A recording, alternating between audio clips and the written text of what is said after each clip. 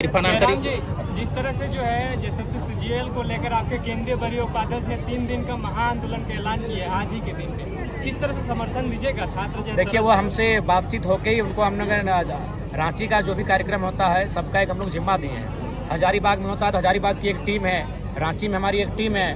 क्योंकि देखिए, अब हम लोग का भी संगठन पूरा जिला स्तरीय नहीं राज्य स्तरीय संगठन है।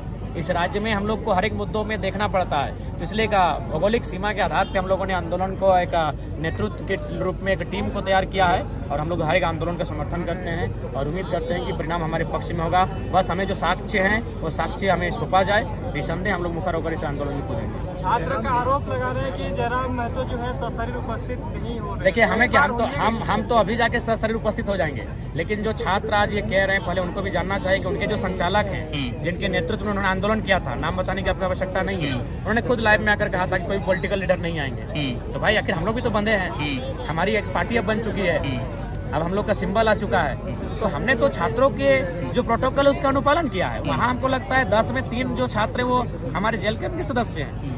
उनका खुद का सबने लाइव में आके कहा था कि किसी प्रकार से कोई पॉलिटिकल पार्टी यहाँ इंटरफेयर नहीं करेगी, तो इसलिए उनके आंदोलन को हम लोग अपने स्तर से बैक सपोर्ट करेंगे। हम लोग जिला स्तरीय प्रदर्शन करने जा रहे हैं 1-2 दिन में, और इसके लिए हमने जिला अध्यक्षों की एक मीटिंग में बुलाई है। जल्द ही हम लोग सीजीएल के जो परीक्षा में गड़बड़ी है उसको लेकर जेल के हम अपने अलग स्तर से आंदोलन करने जा रहे हैं। 5वां जेपीएससी में जो है बहुत ध्यान लेवल सब कर मंत्री कर विधायक रिलेशन कर सब कर रहलो, तो तोर सरकार आयल बात की तो यहाँ पर फिर से जांच कर दें। देखिए, स्पष्ट है कि जो भी गलत कार्य हुए हैं पूर्ववर्ती सरकारों में उनकी जांच पुनः कराई जाएगी, पारदर्शिता के साथ जांच कराई जाएगी और निष्पक्ष और स्वतंत्र होकर तमाम ऐसी परीक्षाएं जो संशय के घेरे में हैं उनकी जांच कराई जाएगी। सीजीएल की जांच होगी दादा? देखिए, नो डाउट सीजीएल रहे चाहे जेपीएससी रहे, हम लोग किसी भी मुद्दे में मौन नहीं रहेंगे। हर मुद्दों में हम लोग एक्टिव रहेंगे और इस राज्य के युवाओं के साथ, उनके भविष्य के साथ किसी प्रकार का खिलवाड़ ना हो, इस दिशा में हम लोग काम कर रहे हैं। क्या आपकी सरकार आएगी तो 1932 लागू होगा? निसंदेह, क्योंकि सबसे पहली बात है कन्वेंस होना चाहिए। अब हमें जब से राजनीति में आए हैं, जो गैर राज्यों के लोग हैं वो अभी कन्विंस हो रहे हैं कि नहीं, जेन्युइन मुद्दा है, हम लोग 2 राज्यों में अधिकार लेते हैं, जो कि गलत है। सबसे पहली बात कन्विंस नहीं करते थे। आज हमें उम्मीद है कि जो अगर हमारे विपक्ष में भी हैं, विरोध भी करते हैं, जब उनसे मुखातिब होते हैं, अपनी बातों को रखते हैं, तो उनसे हम लोग कन्विंस कर लेते हैं। और चूंकि झारखंड की जो मांग है, झारखंड की जो जरूरत है वो स्थानीयता है। स्थानीयता के आधार पर ये बैरियर लगना चाहिए, नहीं तो क्या होगी, यहाँ की परंपराएं, यहाँ की संस्कृति सब धूमिल हो जाएंगी और यहाँ के लोग कहीं ना कहीं गौण हो जाएंगे। तो आंदोलन का नेतृत्व आप लोग कीजिएगा सीजीएल का? जी, हम लोग स्वयं करेंगे। लोगों के लिए छात्र तो अपनी जगह कर ही रहे हैं, जेल के हम अपने स्तर से आंदोलन करेंगे। आज आपने गुना भगत जी का जो है क्या पूरा क्लियर हो गया? जी, हमारे 7वें प्रत्याशी घोषित किए जा चुके हैं मांडर विधानसभा से। नेक्स्ट लिस्ट कब तक आएगा? नेक्स्ट लिस्ट देखिए जब फ्री होंगे आ जाएगा। हम लोग अभी रांची से फिर घर जाना है, गाड़ी में सफर, खाना पीना गाड़ी में, तो जब रुकेंगे थोड़ा शांत रहेंगे, कलम चलाएंगे और लिस्ट जारी हो जाएगी। जयराम जी, झारखंड अलग राज्य के लिए आंदोलनकारियों ने अपनी खून और बलिदान और जेल गए, उनके बारे में आप अगर सत्ता में आते तो? देखिए, सबसे पहली बात, मैं खुद एक आंदोलनकारी का बेटा हूं और मेरी माँ को भी आश्रित का पेंशन मिलता है। मेरे पिताजी का जो केस हुआ था, मेरे पिताजी जो जेल खट के आए हैं, उसी रिकॉर्ड के आधार पर मेरी माँ को 3000 पेंशन मिलता है। तो नो डाउट मैं आंदोलनकारी परिवार से आता हूँ और मैंने भी आंदोलन को तो देखा नहीं है, चूँकि मेरे पिताजी का जब मृत्यु हुआ था मैं 1.5 साल, पौने 2 साल का था, लेकिन अपने माँ से किस्सों को सुना है, अपने गांव वालों से किस्सों को सुना है, अपने पिताजी के दोस्तों से उनके किस्सों को सुना है, अपनी बूढ़ी दादी से उनके किस्से को सुनता हूँ। तो लिहाजा आंदोलनकारियों के लिए सम्मान होगा।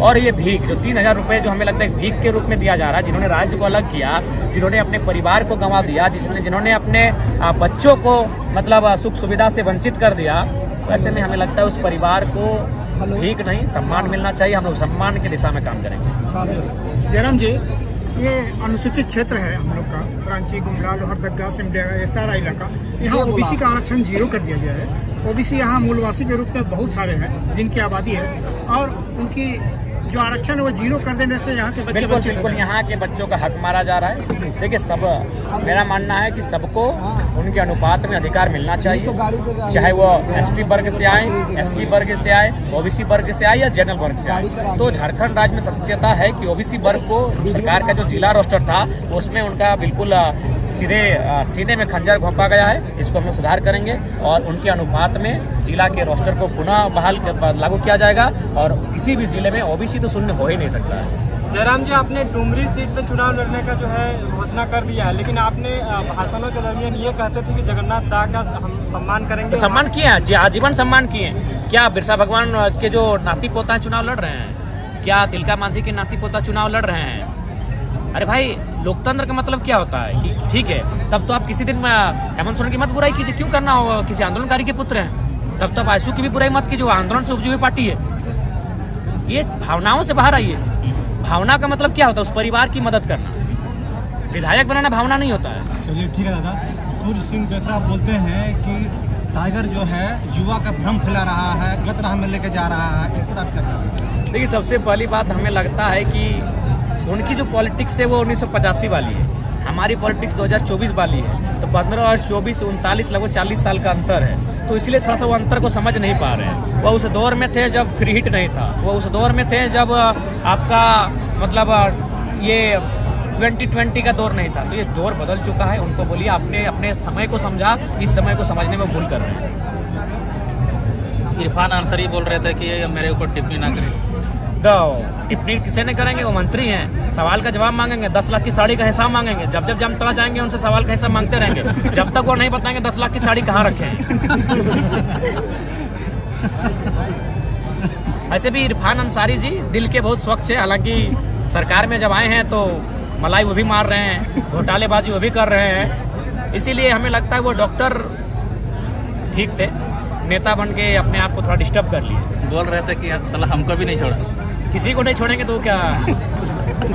और एक ऐसा शख्स है इरफान अंसारी, अगर आप टेंशन में हैं तो उनके वीडियो को देखिए, थोड़ा सा टेंशन कम हो जाएगा।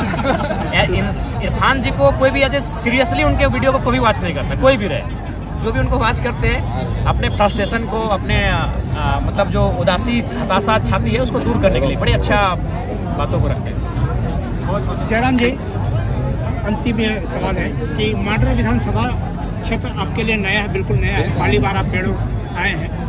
तो यहाँ इस मांडर विधानसभा को फतह करने के लिए आपने क्या प्लानिंग बनाया है, कैसे आप इसको फतह करेंगे? देखिए, सबसे पहले इस विधानसभा को फतह करने के लिए हम लोग तमाम सामाजिक समीकरण को डेटा तैयार करेंगे। उस डेटा के आधार पर हर एक बूथ में हमारे जो बूथ के लीडर्स होंगे, कैडर्स होंगे, उनको तैनात किया जाएगा और हर एक तबका, हर एक वर्ग के साथ हमारे जो प्रत्याशी होंगे, हमारे क्षेत्रीय प्रभारी होंगे, हमारे जो प्रखंड की इकाई होगी, उनके साथ टेबल टॉक करेगी, उनसे बैठेगी और उनसे जानेगी कि हम किन किन चीज़ों पे इस क्षेत्र को विकसित कर सकते हैं। और उनकी राय शुमारी से ही हम लोग यहाँ आने का काम करेंगे, उन्हें अपने विश्वास में लेंगे, अपने आप को उनके विश्वास के सांचे में ढालेंगे और मांडर विधानसभा को फतह करने का काम करेंगे।